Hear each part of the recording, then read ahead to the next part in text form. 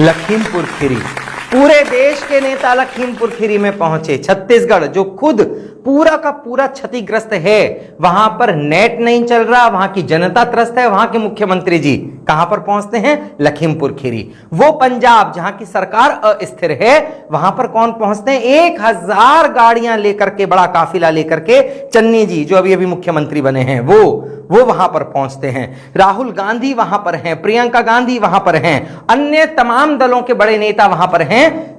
तमाम जितने भी नेता हैं वो हमारे किसान भाइयों की, और जो अन्य 5 लोग वहां पर मरे उनकी लाशों पर, उनकी चिताओं पर अपने राजनीतिक रोटियां सेकने पहुंच गए। लेकिन एक भी आंसू किसी का अगर छलका हो श्रीनगर की घटना पर, जहां पर एक विद्यालय के अंदर जाकर के आइडेंटिटी कार्ड दिखा करके उनसे पूछा गया कि आप कौन हैं। जब उन्होंने अपने आइडेंटिटी कार्ड दिखाए तो जो हिंदू टीचर्स थी उनको मार दिया गया, सबके सामने उनका कत्ल कर दिया गया। वहां पर कोई रोने नहीं पहुंचा। तब अंतर्मन उद्वेलित होता है। और पंक्तियां आप लोगों तक पहुंचाता हूं कि पूरे देश से आए मदारी बंदरबाट तमाशों पर, कि पूरे देश से आए मदारी बंदरबाट तमाशों पर, छत्तीसगढ़ पंजाब के नाचे यहां बराती ताशों पर, कि छत्तीसगढ़ पंजाब के नाचे यहां बराती ताशों पर। चुन चुन कर के चुन चुन हिंदू मार रहे थे शांति दूत विद्यालयों में, कि चुन चुन हिंदू मार रहे थे शांति दूत विद्यालय में।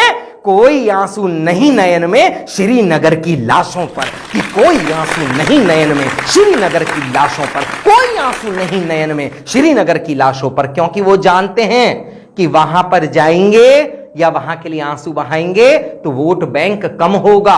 यहां पर अगर आएंगे अपनी रोटियां सेकेंगे तो आने वाले चुनावों में हो सकता है कि 4 वोटें उनको उनकी मिल जाएं, जो कि इस उम्मीद में बैठे हैं कि किसी तरीके से उत्तर प्रदेश जल जाए, वहां पर कोई ना कोई किसी तरीके का विवाद हो जाए। मैं पंक्तियां पढ़ता हूं, आप लोगों तक अंतर मन की एक बात कहना चाहता हूं।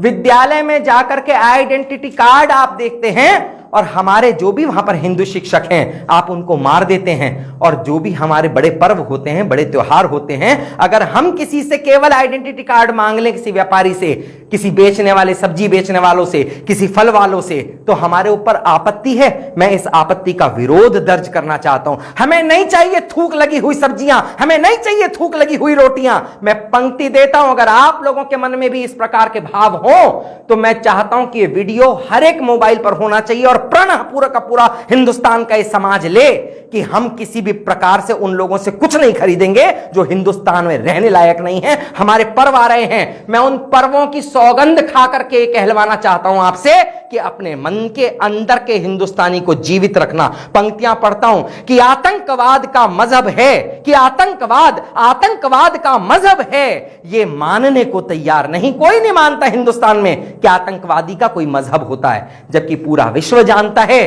कि आतंकवाद का चेहरा किस मजहब से मिलता है। मैं पंक्ति पढ़ता हूं कि आतंकवाद का मजहब है, ये मानने को तैयार नहीं। आतंकवाद का मजहब है, ये मानने को तैयार नहीं। ऐसा भी कोई बतला दो हो जिसके मन में खार नहीं, कि ऐसा भी कोई बतला दो हो जिसके मन में खार नहीं। वो नाम पूछकर सीने में बारूद हमारे भरने पर, कि वो नाम पूछकर सीने में बारूद हमारे भरने पर हम सब्जी बेचने वालों को भी जाने ये अधिकार नहीं, कि हम सब्जी बेचने वालों को भी जाने ये अधिकार नहीं, हम सब्जी बेचने वालों को भी जाने ये अधिकार नहीं। नहीं साहब, ये अधिकार है। मैं फिर कह रहा हूं कि जो लोग हमें थूक लगी हुई सब्जियां बेचते हैं, जो उन पर पेशाब करके हमें बेचते हैं, हमें वो स्वीकार नहीं है। जो हमारे यहां की बारातों में आकर के, हमारे यहां की पार्टीज में आकर के हमारे लिए खाना बनाते हैं और हमारी रोटियों में, हमारी नान में थूक डाल करके हम तक पहुंचाते हैं, हमें खिलाते हैं, हमें वो लोग स्वीकार नहीं है। आप आइडेंटिटी कार्ड देख करके हमें मारिए